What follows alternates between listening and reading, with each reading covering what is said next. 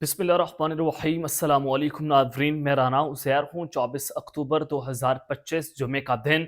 जनाब, बहुत बड़ी ब्रेकिंग न्यूज़ जिसका डर था, जिस खदशे का इजहार किया जा रहा था, आखिर वो हो चुका है।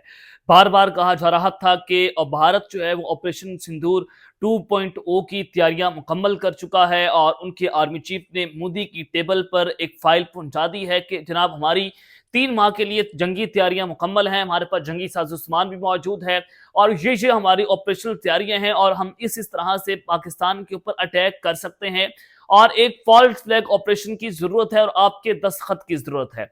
तो जनाब, अब आप खबर सुन लें कि भारत की जानिब से बाज़ाब्ता तौर पर जुमे के दिन 24 अक्टूबर 2025 को ऑपरेशन सिंदूर 2.0 का आगाज कर दिया गया है। जनाब, खबर क्या आ रही है कि पाकिस्तान पर खौफनाक ड्रोन हमले किए गए हैं। इस वक्त क्या सिचुएशन है, ये ड्रोन हमले कौन जगह पर किए गए और किन किन जगहों को टारगेट किया गया है और कितने लोग इसमें शहीद हुए हैं, और ये डिटेल्स क्या, तमाम तफसीलात आपके सामने बमा हकाइक और बमा सबूत रखनी है कि अब पाकिस्तान और भारत एक दूसरे के आमने सामने आकर खड़े हो गए हैं और दोनों फौजें जो हैं वो अब एक दूसरे के आमने सामने हैं। पाकिस्तान की सारी फोर्सेस इस वक्त मुकम्मल तौर पर हाई अलर्ट पर जा चुकी हैं। पाकिस्तान की फौज, फजाइया, हमारी नेवल फोर्सेस, और फिर आप अगली खबर भी सुने। बड़ी ब्रेकिंग न्यूज ये है कि पाक फौज ने और फजाइया ने चंद मिनटों के अंदर नक्शा मिटाकर रख दिया, नक्शा बदल कर रख दिया है और ये क्या जवाबी कार्रवाई की गई है फौज की तरफ से भी, ये तफसीलात भी आपको बतानी है।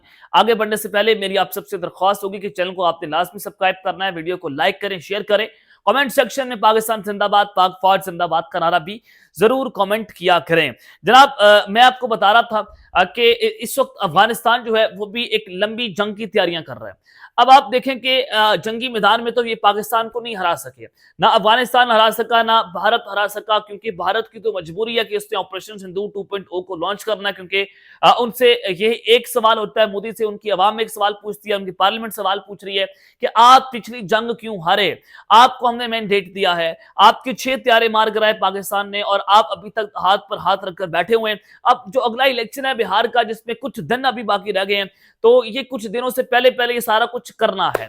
तो जनाब, अब आप खबर सुन लें कि पाकिस्तान के खिलाफ 2 महाज खुल रहे हैं। तो मैंने आपको एक खबर दी थी, आपको याद होगा कि अफगान तालिबान ने भारत से $2 अरब जो है वो मांगे कि जनाब आप हमें $2 अरब दें और बदले में भारत ने कहा कि आप हमारे 11 कॉन्सुलेट्स जो हैं वो 11 शहरों के अंदर बनवाने दें, ताकि यानी कि जो रॉ के हेडक्वार्टर हैं वो अफगानिस्तान में बन जाए और वहां से पाकिस्तान के ऊपर टैक्स किए जाए, वहां से पाकिस्तान के ऊपर दबाव डाला जाए। भारत बदले में उन्होंने ये कॉन्सुलेट्स जो हैं वो 11 शहरों में मांगे हैं। काबुल के अंदर जो भारतीय एम्बेसी है वो भी खुलने जा रही है। अब आप अंदाजा करें कि पहले तो भारत पाकिस्तान का पानी रोक रहा था, अब अफगानिस्तान की जानिब से भी पाकिस्तान के ऊपर एक आबी हमला किया गया है। मैं उसके बाद इंडिया की तरफ भी जाऊंगा। अफगानिस्तान के जो इस वक्त नायब वज़ीर इत्तलात है मुजाहिद फराही, उनकी जानिब से ट्वीट किया गया है। उन्होंने कहा कि दराय काबुल और दराय कुनर का पानी महदूद करने का ऐलान किया गया अफगान तालिबान की तरफ से, उनके नायब वज़ीर इत्तलात की जानिब से, कि अफगानिस्तान भी भारत के नक्शे कदम पर चल निकला है। तालिबान के नायब वज़ीर इत्तलात मुजाहिद फराही ने ऐलान किया कि वजारत पानी और तवानाई को तालिबान की आला रहनुमाओं की हदायत मौसूल हो गई है कि दराय कुनर और दराय काबुल पर बंद तामीर का काम फौरी तौर पर शुरू किया जाए। यह हदायत भी मिली है कि अफगान कंपनियों से फौरी मुआहदे करें। अफगान अवाम को अपने पानी के वसाइल का इंतजाम का हक हासिल है। अब ये पाकिस्तान का पानी रोकना है और भारत ने भी कहा कि यहाँ पर 5 डैम्स बनाए जाए और $2 अरब जो तालिबान ने मांगे हैं वो यहाँ पर 5 डैम बनाने के हवाले से मांगे हैं कि यहाँ पर डैम्स बनाए जाएंगे, पाकिस्तान का पानी रोका जाएगा। और जाहिर है ये जो पानी है ये जनूबी पंजाब के इलाकों को और फिर हमारी जो है वो बड़े बड़े खेत जो है वहां तक पहुंचता है और हमारी सब्जियां, हमारे जाहिर है एग्रीकल्चर जो है उसके अंदर ये बहुत बड़ा जो है वो सवाल लाने के लिए भारत ये वहां पर बैठकर एक बड़ा खूनी प्लान तैयार कर रहा है कि पाकिस्तान का पानी यहां से रोका जाए और जब चाहे पाकिस्तान का पानी छोड़ दिया जाए। पाकिस्तान के अंदर जो है वो सैलाब वाली कैफियत पैदा कर दी और पाकिस्तान सिर्फ इन्हीं से निमटता रहे, पाकिस्तान इन्हीं से लड़ता रहे। तो ये चूंकि अब जंग जो है वो चीजें खत्म हो गई हैं। अब ये तलवारों की, ड्रोन्स की, इसकी जंग नहीं, बल्कि अब ये माशियत की जंग रह गई है, ये कोल्ड वार रह गई है। अब एक तरफ तो ये सूरत हाल बनी हुई है, दूसरी जानिब मोदी के ऊपर ये जो है वो प्रेशर है कि उन्होंने पाकिस्तान के ऊपर अटैक करना है, उन्होंने पाकिस्तान के ऊपर अटैक करके अपना बदला हासिल करना है। तो जनाब, पिछले कुछ दिनों से नरेंद्र मोदी भी INS विक्रांत में गए, उन्होंने वहां पर खड़े होकर पाकिस्तान को धमकियां दी और वो एक सबसे इंपॉर्टेंट सूरत हाल यह थी कि उन्होंने नेवल फोर्सेस को कहा कि अब की बार अटैक पहला आपने करना है, क्योंकि ये समझते हैं कि पाकिस्तान के जो नेवल फोर्सेस हैं एज कम्पेयर टू पाक आर्मी और पाकिस्तान एयरफोर्स ये थोड़ी कमजोर है, तो लिहाजा हम इनको टारगेट करके कुछ ना कुछ हासिल कर सकते हैं, अपने मकासद को अचीव कर सकते हैं। ये उनकी खाम ख्याली है। हमारी नेवल फोर्सेस भी मुकम्मल तौर पर तैयार है और वो आपकी मंजिल ठोकेंगे जिसका आप अंदाजा नहीं लगा सकते। अभी कुछ दिन पहले जो आपको खबर दी कि तकरीबन 2 अरब डॉलर के करीब जो है हमने इनकी भारत की जो हमने ड्रग्स इनके पकड़े समुद्र के अंदर बहरा अरब में, तो उससे भी आप अंदाजा लगाएं कि हमारी नेवल फोर्सेस जो है वो किस तरह से काम कर रही हैं और कितनी हाई अलर्ट के ऊपर है इस वक्त समंदर में। तो खबर आपको देनी है कि कल राजनाथ सिंह जो है वो अपने चीफ ऑफ डिफेंस स्टाफ के साथ अपने नेवल चीफ को मिलने गए। अब आपने सीरीज ऑफ इवेंट को समझना है। पहले मोदी जो है उन्होंने अपनी नेवल चीफ फोर्स के साथ पूरा एक दिन गुजारा दिवाली के मौके पर, वहां पर उन्होंने खिताब किया। उससे पहले उनके एयर चीफ जो है उनको army chief sorry Narendra Modi को फाइल दे चुके हैं, उनको बता चुके हैं कि जनाब ये हमारी ऑपरेशनल तैयारियां हैं, हम इस तरह से जंग लड़ने के लिए मुकम्मल तौर पर तैयार हो गए हैं, ऑपरेशन सिंदूर 2.0 हमारा मुकम्मल है। अब हमें ऑर्डर दे, हम अटैक कर देते हैं पाकिस्तान के ऊपर। उससे पहले जो इनके कमांडर हैं उन्होंने कश्मीर में खड़े होकर पाकिस्तान को धमकियां दी कि हम पाकिस्तान को तबाह बर्बाद कर देंगे, हम इनका नक्शा मिटा देंगे।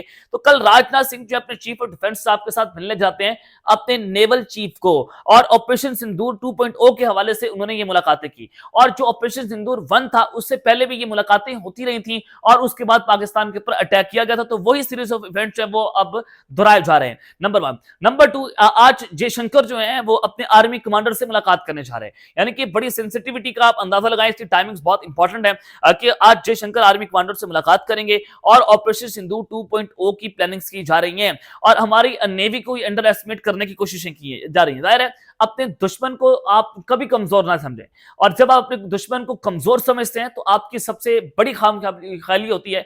जैसे आपने हमारी एयरफोर्स से मार खाई और अपने 6-7 प्यारे आप मार करवाए थे, तो बिल्कुल इसी तरह से हमारी जो नेवल फोर्सेस हैं वो आपका आईएनएस विक्रांत जो है उसको उड़ा कर रख देगी। ये भी आपको मैं खबर दे रहा हूं कि वो भी आज हमारे टारगेट के ऊपर है। तो ट्रंप ने मोदी को फोन कॉल करके दिवाली के मौके पर बताया था, खबरदार तुमने पाकिस्तान के ऊपर अटैक किया वरना आपके साथ बहुत कुछ बुरा हो सकता है, और अगर आप अटैक नहीं करेंगे तो टैरिफ हम कम कर देंगे, जो ट्रेड वार है उसको हम उसका टेम्परेचर कम कर देंगे। तो अब भारत जो है उससे ये पैगाम दिया कि वो कराची को हिट करने जा रहा है।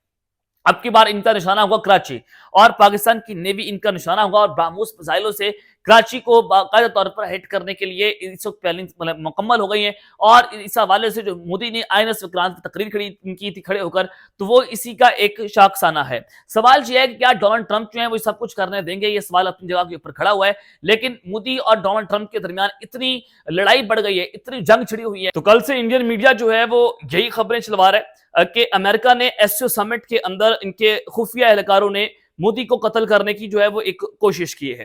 तो इस सारी सिचुएशन के अंदर जब ये सवालात उठ रहे हैं और फिर मलेशिया में एक कॉन्फ्रेंस होने जा रही है और फिर उस कॉन्फ्रेंस में डोनाल्ड ट्रंप आएंगे, और लेकिन मोदी ने भी जाना था और उन्होंने माजरत कर लिया कि उनकी जान को खतरा है और वो अपनी इस तरह की मूवमेंट्स जो है वो नहीं कर सकते। तो जाहिर है वो क्यों मोदी जो है वो ट्रंप का सामना करना चाहेंगे। ट्रंप जो है वो उनको इस जंग से रोकेंगे कि आप जंग ना करें, और मोदी ये चाहते हैं कि वो जंग करें और पाकिस्तान के ऊपर अटैक करेंगे, और उनके ऊपर जो है वो जिस लेवल पर जाकर प्रेशर है उसका आप अंदाजा नहीं लगा सकते कि उनकी कौम उनको गालियां दे रही है।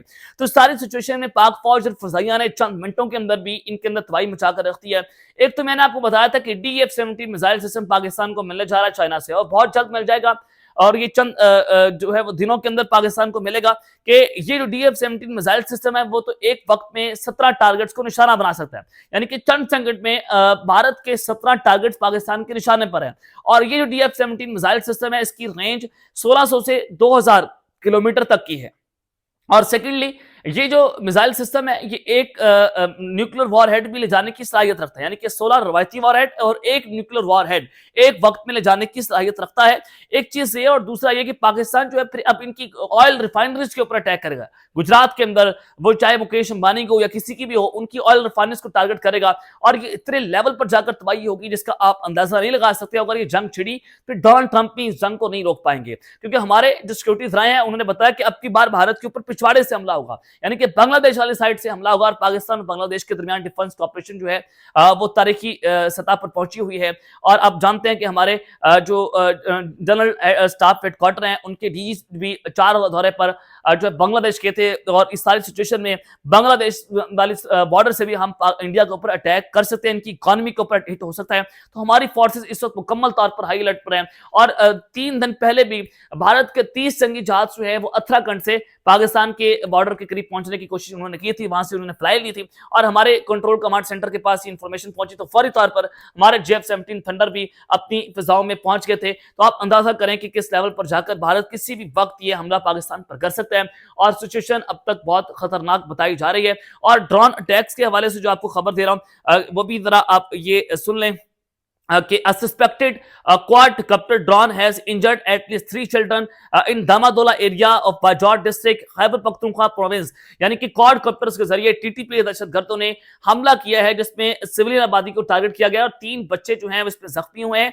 और ये क्वाडकॉप्टर टीटीपी को भारत दे रहा है। टीटीपी को सपोर्ट कौन करता है? अफगानिस्तान, और प्रॉक्सी है ये भारत की, और ये दोनों मिलकर पाकिस्तान के खिलाफ इसको इस्तेमाल कर रहे हैं। बाजोड़ के अंदर ये क्वाडकॉप्टर्स के जरिए, ये ड्रोन्स के जरिए जो है वो अब सिविलियन आबादियों पर हमले करना शुरू कर दिए हैं। तो ये पहला स्टेप है ऑपरेशन सिंदूर 2.0 का, जिसका बाज़ाब्ता तौर पर आगाज हो चुका है। अब तक के लिए इतना ही। अपना ख्याल रखिएगा और इस पे लाजमी रखना है।